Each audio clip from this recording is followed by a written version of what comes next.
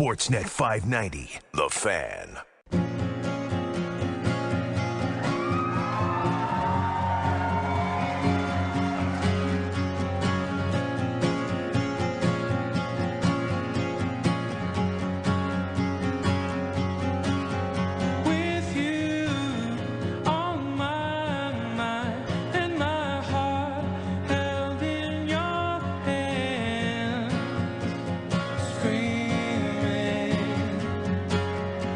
Before the hour, primetime continues, coast to coast on the Sportsnet radio and television networks. McCown here, Deitch there. That is the voice of our in-studio guest. Dallas Green, Canadian singer, songwriter, and frontman for City and Color, which is, of course, a play on his name. City Dallas, Color Green. The former frontman for Alexis on Fire. Long time since you were them.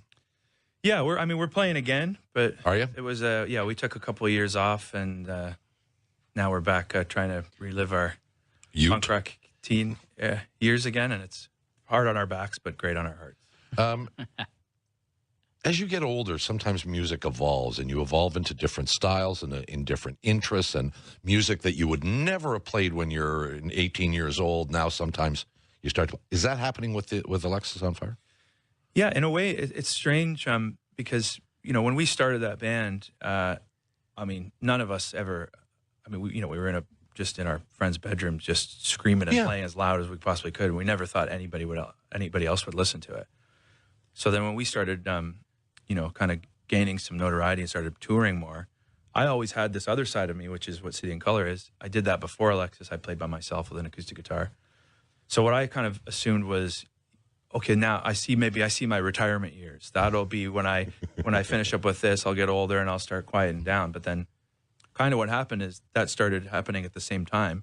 So I never really had to worry about evolving into something else. I was doing these sort of complete opposite styles of music at the same time. Yeah. So I was able to sort of address both sides of my creative mind, I guess.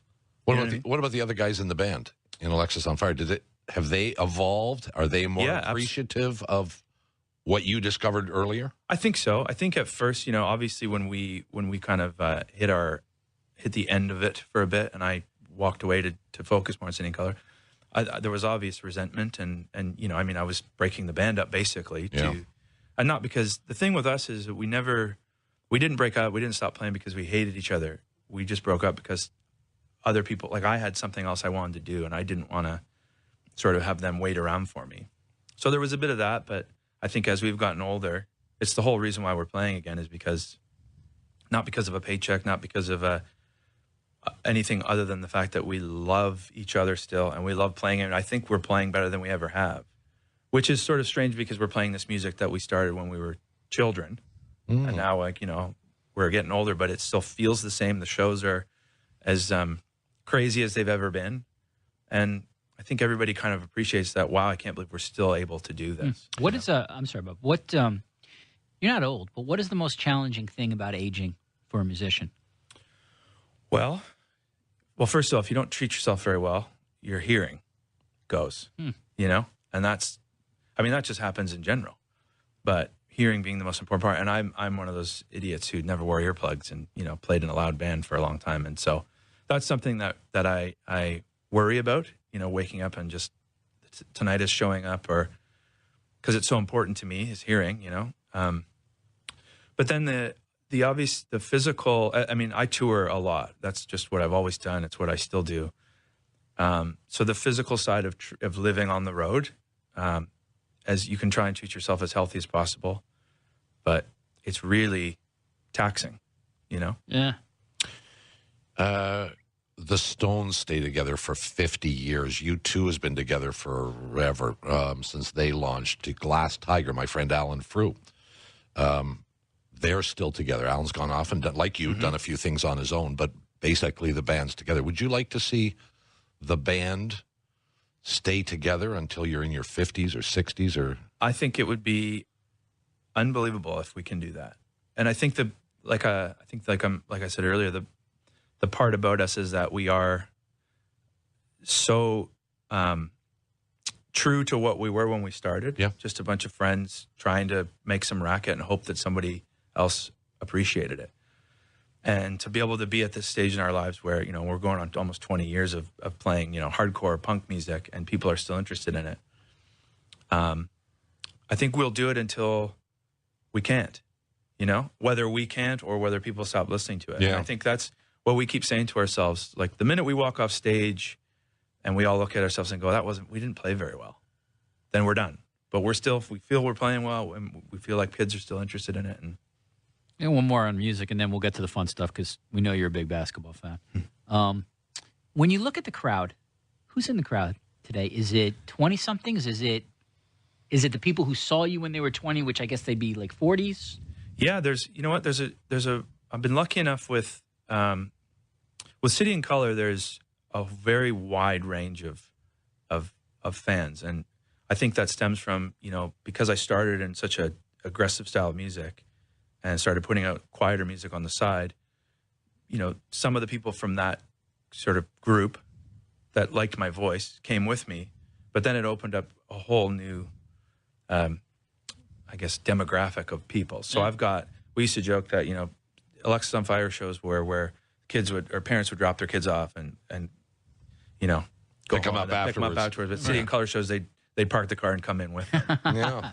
You know, so but now with the cool thing with Alexis shows now, we're playing and we realize that there's kids who got into us when we broke up and never got to see us play. Like maybe they were 12, 13 years old when we broke up and got into it. So now they're 18, 19 years old and we're playing again. And so they get to come and like go nuts because it's their first time seeing us. Right. So you have all these old kids like with gray in their beards like me. And, you know, I'm on stage like pretending to, like half of me is like super excited about playing and kids are moshing and crowd surfing. But then the other half of me is like, I'm worried about these kids. Yeah. You know, somebody's going to hurt themselves kind of thing. It's interesting. So it's been great. It's almost an Eagles kind of story because they were, how long? They were 10 years, 12 years after they broke up. Of course, pledged they'd never get back together. But you guys didn't break up because you hated each other. No, them. it just sort of. You wanted to do something else. I wanted to do something else, and I knew that if I didn't try to do this other thing, I would. You'd hate yourself. Yes, and I'd probably end up resenting everybody around me. And so this way, it's sort of organically come back together, and we couldn't be happier. Yeah. I mean, listen, the dream, of course, is to have the kind of music that is generational lists. Yeah. Right. That appeals to everybody. Absolutely. So that's the goal. All right. So turns out you occasionally listen or watch this program. Constantly. Really? Yeah. That's dangerous for you. You got to get a life. You got to get out more. No, I like it. You're a sports junkie, huh? Yeah, I told you before on off air, when I drive around the car, I'm a Yeah. musician who listens to sports radio. I don't listen to music. I don't think that's uncommon. As I told you, I listen to music. Yeah. You know? You're looking for that creative inspiration from conversation about the Leafs' third line? Yeah. Absolutely. Or I'm going to write an angry song about some strange. Hard to write an angry song about the Raptors, though. Roster composition looks very good. I can write a About the Cavs. concerned song. You know, so with me, I'm excited about it, just like everybody else. But I'm cautious because you know I need a couple of games. I need to see a couple of games. Yeah, but see, here's the thing for me. I came to the conclusion at the end of last season, this group, as good as they are, aren't going to achieve the ultimate objective. And I don't know whether the ultimate objective is necessarily a championship, but, you know, there were aspirations last year to get to an NBA final. And then, right? I mean, Yep. whether it was realistic or not, the window was there. You can get there. 59 wins, second best. Mm-hmm. You figured probably Golden State, maybe Houston coming out of the West. Nobody in the East looked like they should be able to beat the Raptors. And then they got the bad luck of getting Cleveland when they did, and then all hell for. And I said, "You got to now." You I totally agree with you on that front because I'm still one of those guys who remembers when we were going to blow it up, and we traded Rudy Gay, and then everything turned itself around. And I feel like by accident. Yeah. That's right. And I do feel like this move it's a move to try something different, but also if it doesn't work, the full rebuild starts next year. Absolutely. And I'm totally okay with that. But see, here's the other thing. But I'm an emotional guy. That's the problem. Yeah. Well, if the Raptors went back with like, forget Casey, the coach matters, but, you know, if DeMar is still with the Toronto Raptors, are you I mean, you're a basketball fan. I'm a basketball fan. I'm watching, but I'm not really interested. Well, the one caveat, though, for me, and this is the real reason that I was just a little bit disappointed, is everyone in the Eastern Conference was beat for the last 8 years by one person. Right. And he was gone. And so there was just a part of me that wanted Casey, and again, it's that emotional side. I wanted Casey and the boys to have one shot when he's not there. I know that's unrealistic. But I don't think you're alone in that. No, it's not. Yeah. It's not. I thought it's time to break up the band. Yeah, and I do agree that it needed something new, and what a trade to make. How do you feel as a Raptors fan, the proposition of a 1-year window where you are going for it, and if it doesn't work, or if Kawhi leaves, it's a bit of a rebuild, versus 3 potential years of DeMar with, let's say, best case scenario, OG Anunoby gets better, Siakam gets better. So to me, that's I know where you stand. And I think most Raptors fans now have made that trade and they're okay with it. But that to me was always the proposition of how do you feel about a true 1-year journey versus a more conservative but a 3-year journey where you're probably never not going to make the playoffs in those 3 years. No, as the months have gone on, I've flopped into that category. Right. I'm with you because I think the best part about it too is that because we got rid of the salary, we now can fully. I mean, the best part about last year was not it wasn't DeMar and Kyle. It was seeing the growth of the kids. Yeah, and that's to me is like that's what I'm still looking forward to this season. As much as seeing Kawhi, and if he's at his best, that's going to be great. But I want to see if those kids can sustain what they did last year. Too. You know, and I think that would be the brightest part about the season is all, and maybe a bounce back season from somebody like Norm Powell or something. Could happen. Well, let's face it. I mean, like this is a huge year for Van Vliet because, like, logically, he's your point guard. Absolutely. 3 years from now, he's your starter. Yeah. So you want to see him jump. Bob and I are huge fans of Siakam. I think he's going to be awesome this year. Yeah. And Anunoby's skill wise, if you hear from guys like LeBron and other stars in the league, they say like ceiling is unlimited. So, you know, best case scenario, if everybody's healthy and everybody takes a developmental step, they're good. Yeah. Real good. That's what exactly I think they were as good as they were because of how good they were, the kids were. Yeah. So I think it'll be if Kawhi's healthy and he's into it and wants to play, I think the sky is the limit. It's a curious thing. I recall when the Raptors came into being in 1995, and of course I was in the business and surrounded by a bunch of hockey pucks. I mean, everybody's hockey. And they were all so resentful of the Raptors. It was like they were afraid that the Raptors were somehow going to take some of their soul away. Yeah. And so they were, basketball's no good, hockey. And they drew a line in the sand. You were either a hockey fan or a basketball fan, and if you were a hockey fan, you looked right down your nose at the Raptors fans. Yes.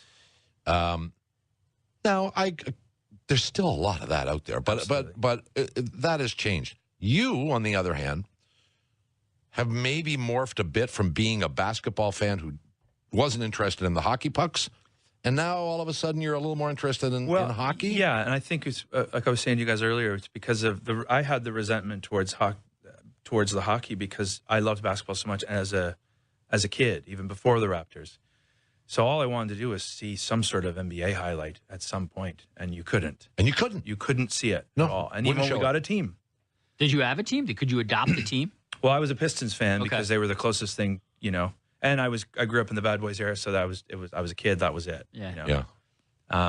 And my father was a Celtics fan, and we would get into fights. Yeah, it's fun. When Lambier tries to break Larry Bird's back, but then when the Raptors came, we became Raptors fans, and we have been ever since.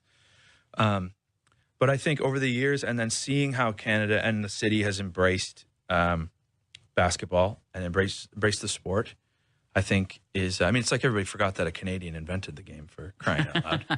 But I also I have to give credit to a couple of guys that I tour with who've toured with me for a long time, who are giant hockey people, and I was giant basketball people, and they knew nothing about basketball. So we sort of reintegrated each other back into our sports. Yeah. That's cool. And over the last 10 years, it was like, when the Raps were really bad and I was going, Joey Graham was on the team. No offense, Joey Graham, but it's like I was bringing them going, see, this is basketball. And they're like, it doesn't look very good. And I'm like, no, this isn't very good. But it can basketball, it can be. But it is good. It yeah. can be good. And the same with the Leafs, and now we're kind of with each other, rooting for each other's teams, even though there are teams, and they're both kind of pretty good. So it's been a good run. And then the Jays too.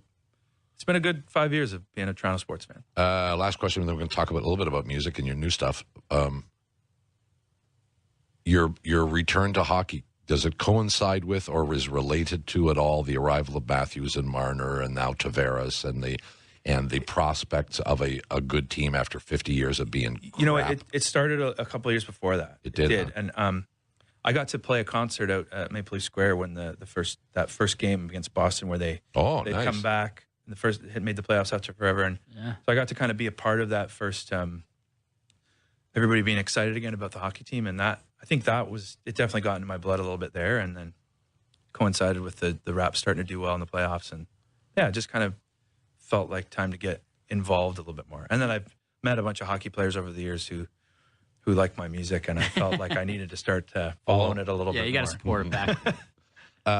New album? I got a new album. Yeah, it's a live. I did this really long tour across Canada where I played as many small towns as I possibly could, 28 little towns, and recorded every show. And then we sort of whittled it down to a live album from the whole tour. Did you do video or just audio? Just audio. Really, really rented a bunch of really good audio gear. And got it. So it's sort of like a document of the tour, but it's also kind of like a love letter to the country and all the towns that people either drive by or fly over. Nice. Yeah. What's it like promoting a new album these days? I mean, has it changed a lot from the Alexis on Fire days? Yeah, I mean, you're promoting an album that you know in your heart not everyone's going to listen to as an album. They're going to stream it. They're going to pick some songs and choose one song, or. But for me, I mean, I that's all I know how to do is make records, full records. I started a label to put this out. It's called Still Records. Yeah, because I'm still making records. And I feel like if I were to switch and try to go with the flow, it wouldn't feel right. Yeah. So I'm still just making records. I still just try to promote it the way, and I sequence it the way I kind of envision people listening to it, and hope that someone will do that. But again, you never know what you're going to get. We've only got about a minute. Do you still go to radio stations? I went to a bunch today. So you literally with hat in hand and disc in your pocket, and talk to program directors and DJs and say, here, and I still get frustrated with their rules about what they're going to play and what they're not, and we can't play that because it doesn't fit this format, and it's like, okay, don't play it. Wow. Play it or don't play it, I don't care. Things have changed though. They have. Where social media is a game changer because you can get it to your fans. Absolutely. And just quickly, I grew up I'm a product of file sharing. People found out about my solo stuff because they liked my other band, and I had demos online, and all the fans would share it online with each other, and that's why I'm here. So that's and it gave me the chance to go and sing and play, and that's all I like to do anyway. So. Yeah. Great to meet you. Thanks so much for coming in. Yeah, thanks for having us. Having a little chat. There's nobody else here. It's just it's just me. You got an event you want to promote? Playing anywhere? You got anything planned? Nope. Not going on tour? Not for a while. I'm just finishing up a new studio record. So I'll be, You personal or with the band? City and Colors. I'm going next week to Nashville to finish up recording a studio record, which will come out early next year. Thanks for coming in. Enjoy the Raptor season. Thank you very much. Thank you. Dallas Green, City in Color.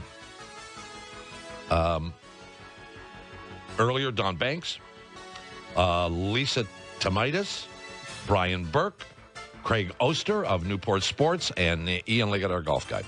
Roundtable for your listening enjoyment tomorrow if you can make it. Until then, good night from Toronto.